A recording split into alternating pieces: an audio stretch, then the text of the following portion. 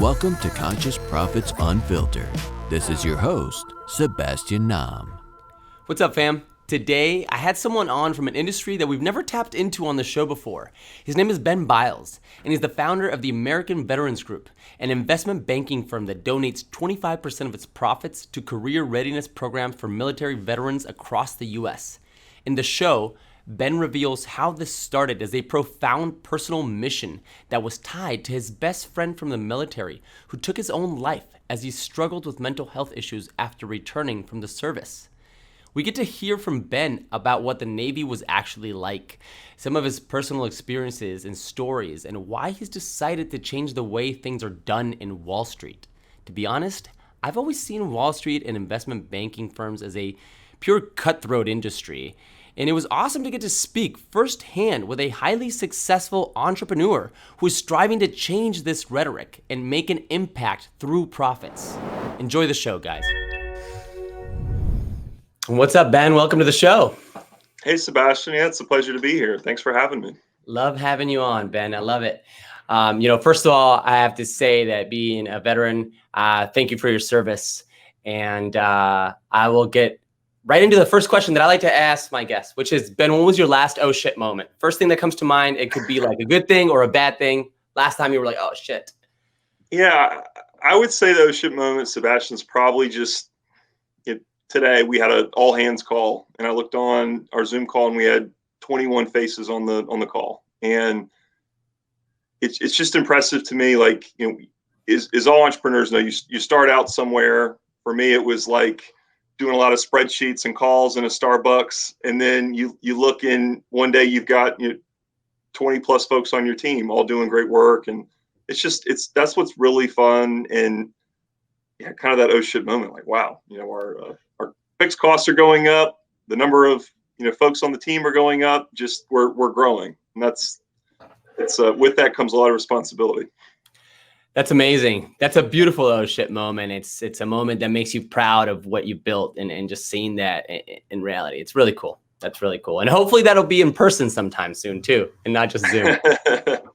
Yeah. For sure. During the pandemic, it's created a lot of interesting new challenges, like hiring people that you haven't met in person.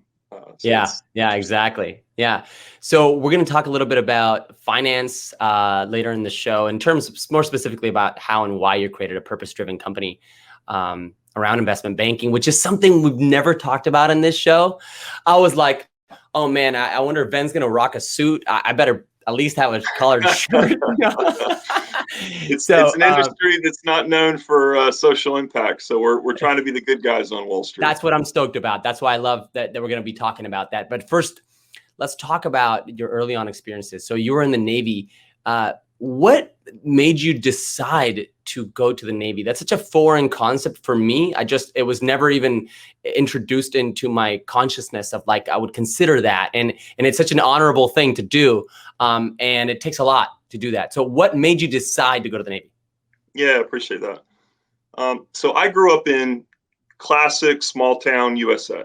I grew up in Cramerton, North Carolina. It's a town of about 2,000 people, 2 stoplights, and a Burger King. It was very small town USA, right outside of Charlotte, North Carolina. And my stepmother was the mayor. And I grew up really fascinated in a lot of our dinner table conversations around how do we get the school funded? How do we build this park? And so I was really drawn to public service early on as a kid. And I took that with me in my college choice, the Naval Academy. While my parents didn't serve in the military, I had grandparents that served in World War II. But I always enjoyed serving a cause bigger than myself. And the military is that in spades. And it was an incredible experience to go outside of small town North Carolina to then go to an institution where I had folks from all 50 states represented in my class. I think we had 20 different countries represented, all different, folks from all different ethnicities, all different walks of life. You didn't know who came from money or who didn't. And it really taught me about embracing adversity and diversity, and how we can all, the true power of teamwork, I think. Love that. Yeah. What was the first week like? At the Naval Academy? Yeah. Great question. So I wasn't sure. You know, it was probably better that I didn't know what I was getting myself into as far I as bet. drill and waking up early. When my high school professors found out I got into the Naval Academy, I think they almost fainted because I was not the go-to military type, you could say. I was kind of a rabble rouser, very independent in high school. But I went to the Naval Academy on the first day thinking that my hair was going to be, short enough. I had heard stories where they, shave your head, but I had my hair cut extra short for this first day, thinking that the barber wouldn't need to take a second look at me. And as soon as I arrived, they gave me the 0, and it wasn't my hair wasn't short enough. Another funny story was when I went onto the gates of the Naval Academy. There was a big booth with 3 of the seniors in the student body whose job is to train the freshmen. And they said, the first and last words that come out of your mouth, Mr. Biles, will be, sir, ma'am, do you understand? And I said, yes. I said, no, you don't understand. The first and last words that come out of your mouth will be, sir, ma'am, do you understand? I said, yes, sir. So anyway, long story short, it was a rude awakening, but it definitely was some best decision I ever made. And I would encourage any young person to go into this place for sure. Yeah. It just kind of struck me. I was wondering about, is the hair thing have to do something with like your individuality? You're basically, you're being part of something bigger. Is that why they shave your hair? Do you know? Good question. I'm not entirely sure. I think Yeah. it's one of those traditions that, for me, it lost kind of the why behind it. But I think there has to do something with what you said. Yeah. I was just curious. Just kind of was wondering about that. So, but what's like the gnarliest thing you can think of from a physical or emotional standpoint, and how did you endure that from your entire service? Like what moment, like what comes to mind? I think being on the aircraft carrier, that was my first job. I was on the USS Nimitz. I was the youngest officer. We had about 300 officers on the ship and then 5,000 crew members. Wow. And I would just say, we had a lunch one day. I mean, this is pretty common for most of our lunches, where all the officers eat together in the wardroom. And it's an incredible diverse group of people, but also the responsibilities are very diverse. I mean, in our wardroom, we're saying maybe there's 100 people at one time. You're going to have pilots. You're going to have folks working the nuclear reactor, folks responsible for the food service, like my team was, responsible for all the other engineering aspects of the ship, like the steam turbines. So just an incredible, the analogy I like to say is when, we're on the ship and your TV's broke, you're not calling the Geek Squad to come in to, fix your TV at your doorstep. Like, you have to be really resourceful, and you only have the personnel and the human capital that are on the ship. So I would say, like, the lunch, just some of the stories were incredible. Like, one of my friends, who's a pilot, came down to lunch, and, just 4 years ago, we were at the Naval Academy together. And I said, how was your day? And he's like, oh, unfortunately I dropped a bomb and had to, kill 2 bad guys. So Wow. Just, incredible stories like that really put what your different responsibilities are in terms of the mission, and how our ship and battle group were just a component of U.S. foreign policy. And, we were supporting Operation Enduring Freedom in Afghanistan. And it was really cool to be a part of something bigger than myself. Yeah. And I think that one of the values that I definitely embrace as well is, if I made a poor choice when we were on Liberty somewhere, let's say it's Singapore, when we pulled in, it wasn't Ben Biles did something stupid. It wasn't, Naval Academy graduate does something stupid. It was, U.S. service member. And so I always thought about how in an early age, like how the decisions that I made were taken in the context of the whole.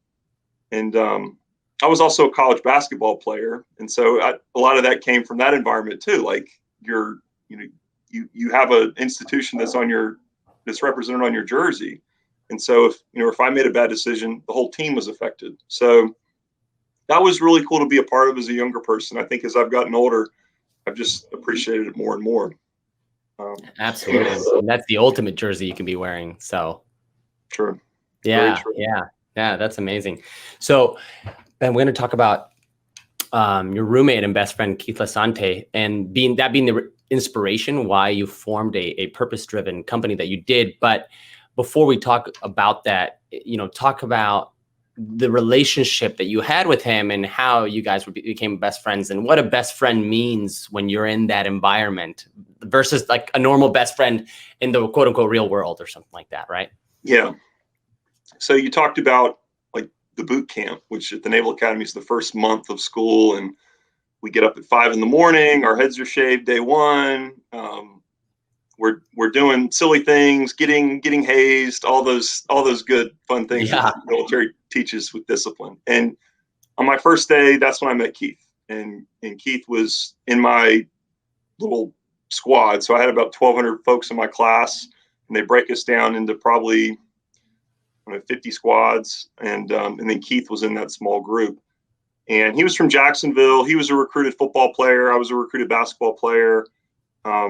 We both were kind of scratching our heads the first day thinking, what the heck did we get ourselves into?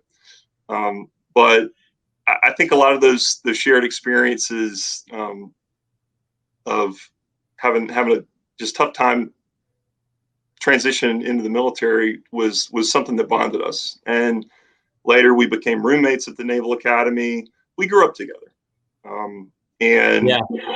We had different struggles. For me, it was more on the military discipline side. For Keith, it was more on the academic side. And we just used each other to make the experience as best we could. And he was a guy that you could have a beer with and laugh. Right? He brought a great amount of humor to times when there wasn't a ton of laughing, but he made things that much more fun. And then when we graduated, we both lived in the San Diego area together. I was on the Nimitz. He was on the USS Cleveland, which is an amphibious ship. And anyway, he was just a great friend.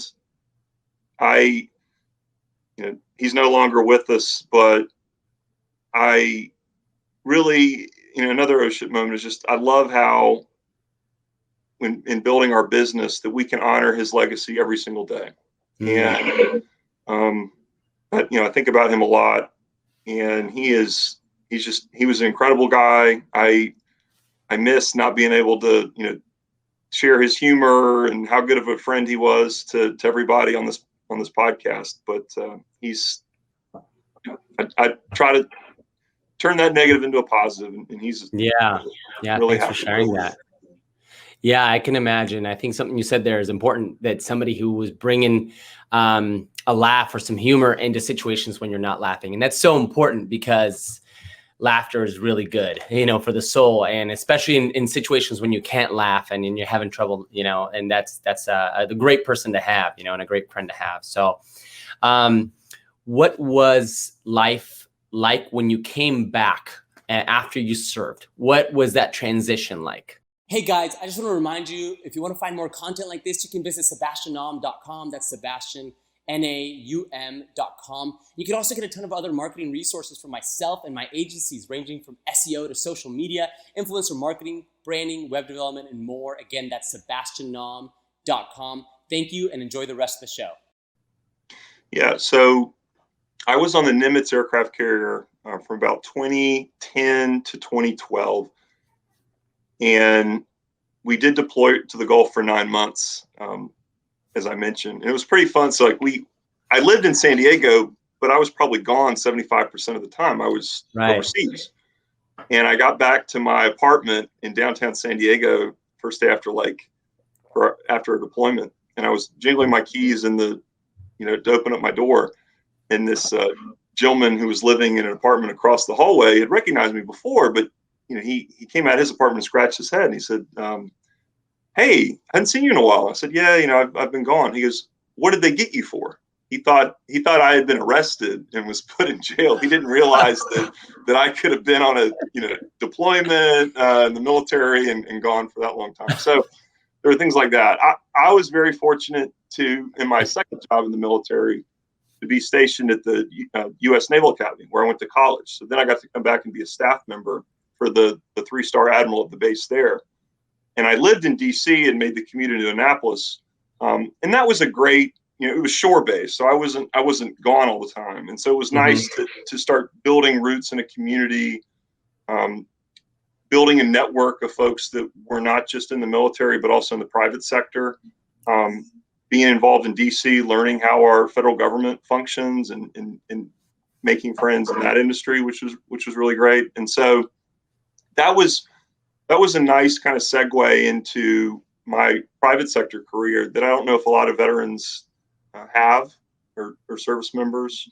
So it was great to build that beginnings of a sense of community. One thing that I think a lot of veterans and spouses and family members of service members will say is that when you're moving from job assignment to job assignment every 2 or 3 years, that's not a ton of time to build that sense of community. You're almost kind of like nomadic. Yeah. And while you do build deep bonds with the folks that you serve with and folks that are also going through those hardships, you miss that sense of building a network in that community for a long period of time. Yeah, I can imagine. That's got to be tough. And so your best friend, Keith, he was struggling. He struggled when he was getting back into normal life, right after he served. And then, as you already mentioned, he did end up taking his own life at one point, right? And we can say that was related to PTSD and things that he experienced, right? And during the service, were there points where when you saw him struggling, were you seeing this journey that he was going through? Did you have an idea that what if it goes this way? What were you doing to try to help? When I was living in San Diego, he was there on the carrier, and we saw each other quite a bit. When I moved to DC, he stayed in San Diego, and so we were, thousands of miles apart from each other. So there was that physical separation, and so there were some things happening that I didn't quite see. But then he would text me reaching out for help, and I would call him immediately, and he wouldn't take my call, and he just became isolated. And I think he was maybe a little ashamed of sharing some of his hardships with me, in those struggles. And it was sad.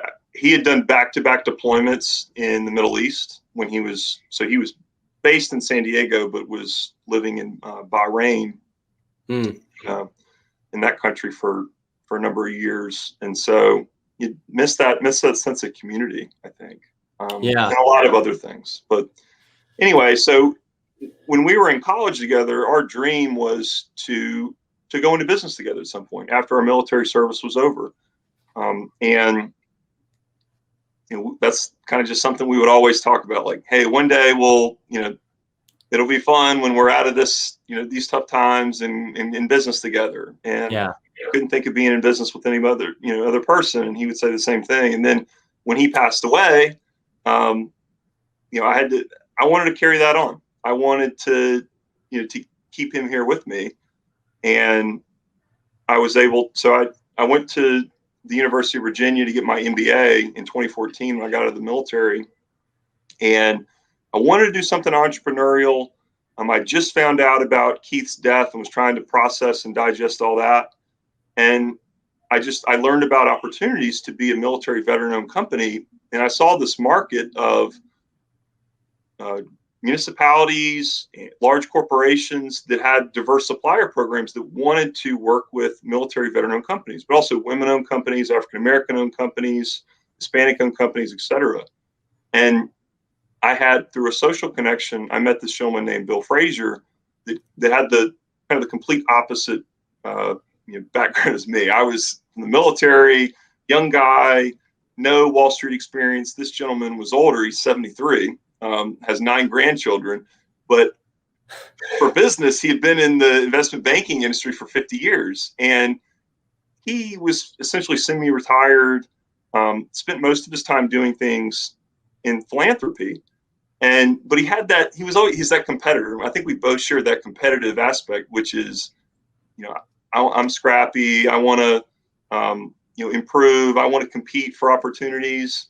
And he felt that was kind of missing from his life, just in a philanthropy role. And so we started having more formal conversations about, all right, how could we bring his experience and his relationships and my kind of scrappiness and ambition and hard work to really making something special. And I think what really got him over the goal line was the aspect to have our social mission be a partner in our business. And as our business grows, our philanthropic givings, our charity donations grow in tandem with that. Right. And I think it's just been, another unbelievable moment is the number of lives that we've been able to affect that by just doing the things necessary to grow a business. We've essentially found kind of a secret sauce in taking these structures that have existed in corporate America and in government, like these diverse supplier programs, and really trying to create a new paradigm by moving them towards overall, ESG, environmental, social governance, and being, a public benefit corporation in a space that I think was created to showcase benefit, but it's not very transparent. So go ahead. Yeah, no, I was going to say, it's one of the first of its kind in Wall Street per se, right? Where if you think about it that way, in that type of companies, and tends to be a bit of a cutthroat industry, And so I was reading up on you guys, and I was looking at you guys donate 25% of your profits into these, mission-based organizations. So that's very unique, and it's powerful. And I always say why I think purpose and profit companies are more powerful than any nonprofit, in my opinion, is because the more you can scale profits, the more you can scale the good, the more you can give back to the missions, the more you can help the nonprofits or the philanthropies, right? So how was that tied to you honoring, Keith? What was what is one of those missions that you're after? Yeah, so I got the concept for this. I was in a shopping mall, and there was a vendor that had two. They were selling socks, and they said, "Well, here's two different pairs of socks. You can buy this one pair for $2, or you can buy this other pair that's identical for $2, but 25% of our profits go to charity, the charity that you care about." And I just thought, why can't we take that concept to Wall Street?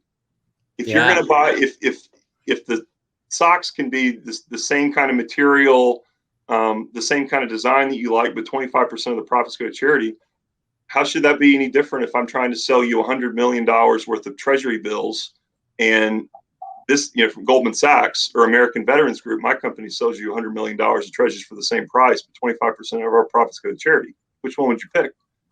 It's a no-brainer. So it's difficult to get to that point, but essentially sure. we've been able to do it, and it's a lot of fun. And I think we're really trying to disrupt the industry by showing. I graduated college in 2008. The great financial crisis happened in 2008. Same here. Yeah. And it was very tough for a lot of my friends in civilian colleges to find work. And I've since really, for me, as a young person at that time, I would study and watch all these movies about the global financial crisis and think where was the leadership? How did someone let this happen? How did people not kind of put their foot down and say, is this sustainable? These mortgage-backed securities or this collateral debt obligations. And I think there is a negative stigma around Wall Street and a negative stigma around capitalism in my generation that is a little, I can understand it. And I think that, what we're doing at least is trying to change that narrative, trying to make clients, feel proud in working with us. And, if we can match the same price, or if a company has a responsibility to sell 30 million bonds. If I can do that, just like the next company, but I can also help 50 post 9/11 veterans in, let's say, LA County, who issues bonds, then why not choose me? And Yeah. No, so, yeah, absolutely. And I agree. I mean, there's good reason why capitalism in general has a bad rap. And that's what we're trying to do. And that's what we're trying to change it. And it is, at the end of the day, it is conscious capitalism. And I think that is the way that our generation is starting to see more and more value in that. And the younger generations are starting to see even more of a value in that. So I think you're also catering to younger generations because they care more. They're wired that way. They've seen it more. They're more exposed to it. We weren't very exposed to it growing up. So I think that's amazing what you're doing. I'm proud of what you're doing. I'm very grateful that you're doing that, Ben. And I hope more, I hope more companies in your industry start to adopt those types of models. Not to give you too much competition, but no, really, the more people adopt those models, the more good, there will be out there. So, Ben, before I let you go, I got to get your 2 cents on Bitcoin. You're a finance guy. Give me something about what are your thoughts on Bitcoin, digital currencies, or anything like that? Yeah, so I can see the frustration that a lot of folks have around the stigma against the dollar. It's run by the Federal Reserve, which is the government. We're printing a lot of money right now, and have been. There's just a mistrust, right? And so I think that there's an interest in some kind of substitute to the dollar. I also think that there's a reason that the dollar does a lot of good things as well, and I think we got to be careful about having an unregulated currency or an asset like Bitcoin, where you can feed a lot of black market things as well. And I also think about, let's say, a lot of these Bitcoin exchanges and how the folks that own the exchanges are making a lot of money at the expense of the Bitcoin holders that pay a big premium in these transaction costs to have access to the exchange. So I think there's a place for blockchain technology in finance. I'm not ready to move all my dollars into Bitcoin anytime soon, but I can see the interest in the asset class. Yeah, I hope that helps. No, I wanted to get an honest opinion about that. I hear all kinds of opinions about it. I have my own opinions about it, and I was just curious about it. So thanks for sharing that. So Ben, you're clearly an example of a conscious leader. What do you think are the 2 most important traits that a conscious leader has to embody today? I think one thing is, I've heard this from a mentor of mine who used to be the CEO of 24-Hour Fitness, Carl Liebert, and he said leaders are readers. So I think it's one thing to get one's own experience, but it's another thing to learn from the experiences of others. So I think it's really important as a conscious leader to learn from the past and learn from others' experiences. And I think I get that from reading. I think a second thing to that point is it's important to be idealistic, right? To have a goal, to have a mission. I think it's important also to be pragmatic. So I think it's rare to find a leader that balances or can meet those 2 important checkpoints. You're idealistic, but you're also pragmatic. So you can have a great vision, but do you understand tactically how the game is, how to play the game to accomplish your goals? And as I read great leaders like Martin Luther King, he talks about that was his challenge to younger people. Barack Obama's graduation commencement speech to Howard University a couple years back was a very similar message. And I've learned a lot from those folks. I love that. Wonderful traits. Wonderful traits. So Ben, how can people get a hold of you or visit your website? So I'm on LinkedIn, so you can find me there. Also, our website, www.americanvetsgroup.com, you can find us, or email me, Great. bbiles@americanvetsgroup.com. Awesome. Awesome. Great. Well, thank you so much for being on, Ben. You're clearly an example of a conscious leader, like I already said. So keep doing you and keep pushing your mission. Thank you so much for what you do. Thanks for having me, Sebastian, and thanks for all that you're doing for conscious capitalism. Appreciate Thank it. you. Hey guys, I really hope you enjoyed that episode. You know, it takes a lot to put these things together, but I truly love doing it. If you enjoyed this episode or the show in general, and you listen to it on audio podcast, please take some time to give it a review. It would really mean a lot to me. And if you watch the video, please go ahead and just click subscribe and share it with somebody that you think would like it. It would really mean the world to me, and it helps keep the show alive. Visit sebastiannaum.com for more content, and follow me on Instagram at sebnaum. That's SEBNAUM. Thanks again for spending your time with me. I know it is valuable. I hope you have a great rest of the day and week. Till next time.